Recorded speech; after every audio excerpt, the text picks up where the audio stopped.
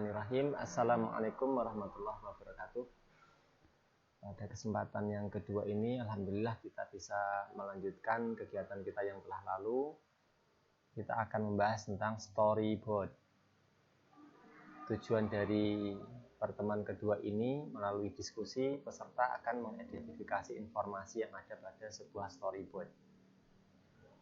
Jadi nanti anak-anak akan memahami informasi apa saja yang dibutuhkan ketika membuat storyboard itu berdasarkan contoh. Berdasarkan contoh, kemudian anak-anak identifikasi informasi-informasi yang ada di masing-masing kolom yang disediakan. Kemudian yang kedua, melalui observasi, nanti peserta akan membuat storyboard untuk media pembelajaran sesuai topik pada mata pelajaran pilihan, ya terserah apapun nanti yang dipilih. Kemudian yang direkomendasikan nanti adalah formatnya yang kita maksud adalah yang berformat double kolom, ya, yang kolumnar. Kemudian yang kedua, indikator pencapaian kompetensinya. Setelah mengikuti kegiatan ini, kita akan bisa mengidentifikasi informasi-informasi yang seharusnya ditampilkan pada storyboard. Dan yang kedua, membuat storyboard media pembelajaran interaktif sesuai topik pilihan pada mata pelajaran pilihan. Formatnya double kolom. Nah, ini kita akan sampaikan yang pertama, apa itu sebenarnya storyboard. Storyboard itu, ya seperti namanya, dia adalah papan story. Isinya adalah instruksi-instruksi untuk pemrograman, ya, karena kita membuatnya, media kita adalah interaktif, yang di sana ada teknologi pemrogramannya, ya. Termasuk di sana ada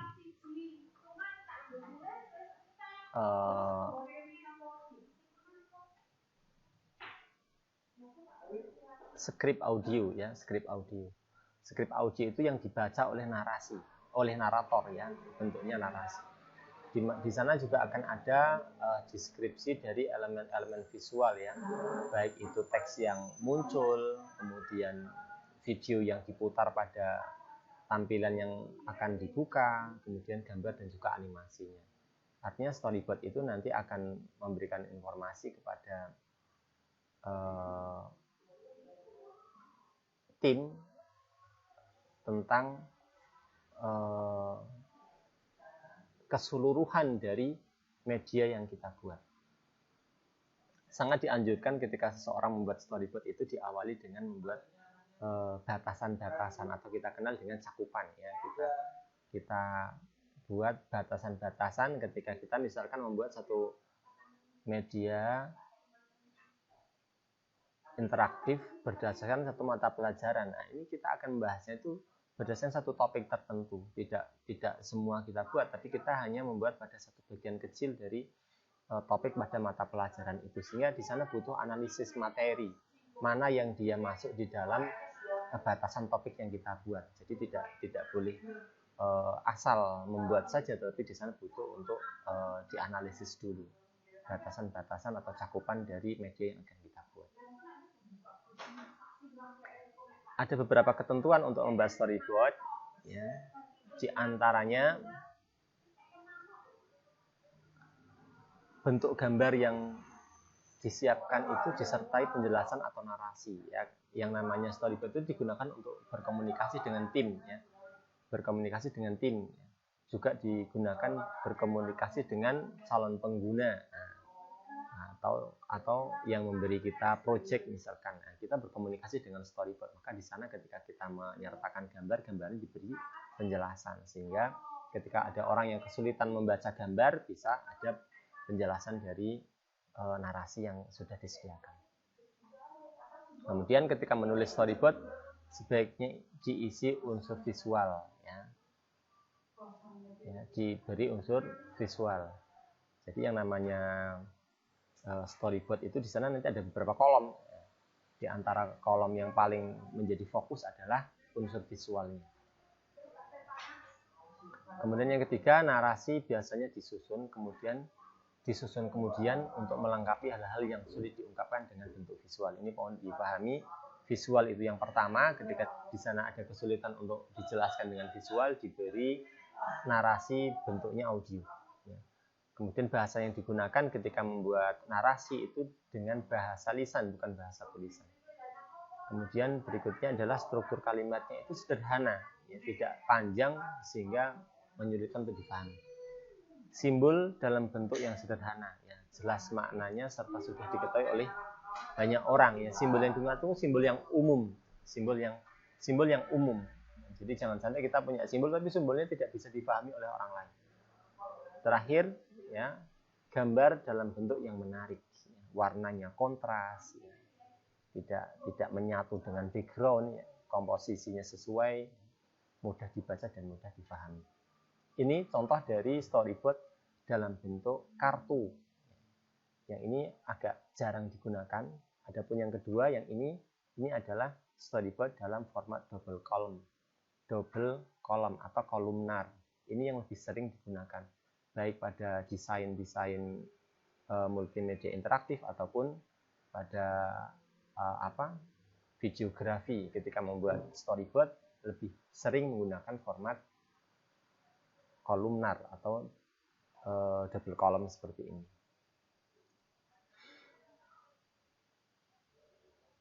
Intinya ketika kita membuat storyboard itu di sana harus ada informasi yang jelas. Mau pilih apapun macam dari storyboardnya, mau yang double column ataupun yang kartu, yang inti ada informasi-informasi penting yang tidak boleh terlewatkan. Di antaranya apa? Yang pertama, sketsa atau gambaran layar, halaman ataupun frame-nya itu sudah tergambar di situ. Misalkan kita punya 10 frame, 10 frame itu munculnya kapan? Harus semuanya terekam di storyboard kita. Kemudian warna, ya, warna, penempatan dan ukuran grafik. Ini meskipun nanti akan ada kegiatan untuk mendesain interface, tapi di storyboard itu sudah ada gambaran kasarnya dulu, ya, gambaran kasarnya dulu. Bentuknya sketch tidak masalah, tetapi di sana sudah mewakili dari interface yang nanti akan kita buat yang sesungguhnya. Kemudian teksnya, warna, ukuran, tipe font, ya. Jika ada narasi, juga narasi harus masuk di storyboard. Jika ada animasi juga harus ada tertera di sana. Ya, kita sediakan satu kolom untuk memberi informasi tentang animasi yang muncul, video, audio, interaksi yang ada ketika halaman itu ditampilkan, dan beberapa hal yang memang penting untuk dijadikan informasi yang dikomunikasikan kepada orang lain yang terlibat dalam pembangunan medianya ataupun dengan konsumen kita, itu perlu untuk kita tampilkan di storyboard. Ya, ini kenapa kok informasi-informasi itu harus muncul di sana? Karena ternyata storyboard ini memiliki beberapa fungsi yang sangat vital. Yang pertama, dia adalah berfungsi sebagai panduan interaktivitas. Panduan interaktivitas. Jadi media kita itu akan terlihat interaksinya itu dari mana? Dari storyboard. Jadi dari storyboard ini sudah ada kejelasan tentang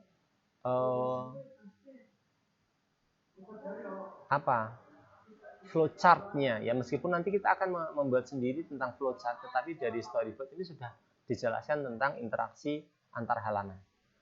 Ya, seperti tadi yang interface juga nanti akan kita sediakan satu desain perencanaan interface, tapi ketika di storyboard secara kasar sudah ada, sama yang interaktivitasnya pun seperti itu.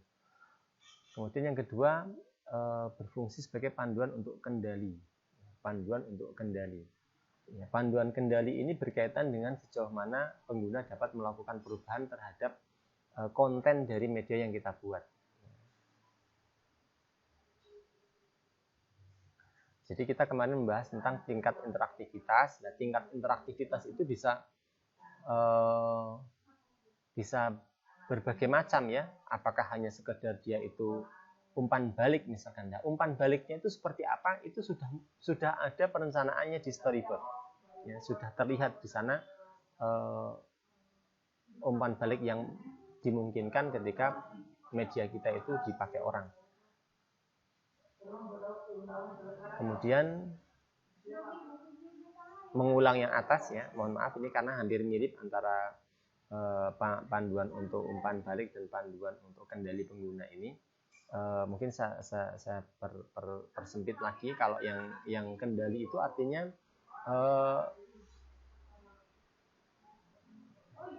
apa namanya, tombol misalkan tombol next, tombol back itu kendalinya di situ. Jadi kendalinya, mengendalikannya di situ. Jadi ketika kita membuat storyboard itu sudah sampai jelas tombol next ini kemana, tombol backnya kemana. Nah, seperti itu maksudnya. Ini contoh dari storyboard, ini kita tampilkan sedikit karena contoh yang asli yang di modul sangat panjang. Kemudian kegiatannya, anak-anak hari ini kegiatannya adalah membentuk kelompok. Kelompoknya bisa seperti yang kelompok kemarin ketika berdiskusi tentang media. Kemudian masing-masing kelompok mengamati storyboard yang telah diberikan. Nanti di modul ada contohnya. Kemudian diidentifikasi. Diidentifikasi artinya dilihat di masing-masing kolom itu headernya apa. Itu informasi untuk menjadi kepala dari kolomnya itu. Jadi title-nya. Nah, itu namanya informasi-informasi yang dibutuhkan ketika kita membuat storyboard.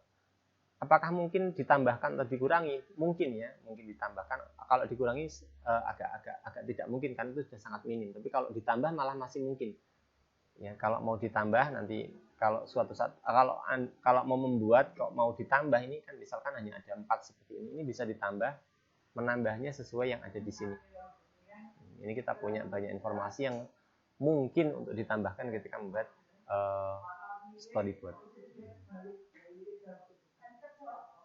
Ya, ini amati, kemudian identifikasi, yang berikutnya membuatnya. Yang barusan kita sampaikan itu membuatnya. Jadi diminta masing-masing kelompok membuat storyboard media pembelajaran interaktif sesuai mata pelajaran yang dipilih, yang terserah mau milih apapun. Formatnya double column. Kemudian ketika membuat storyboard, silahkan tadi informasi titelnya tidak harus seperti ini, boleh ditambah, ya, boleh ditambah. Kira-kira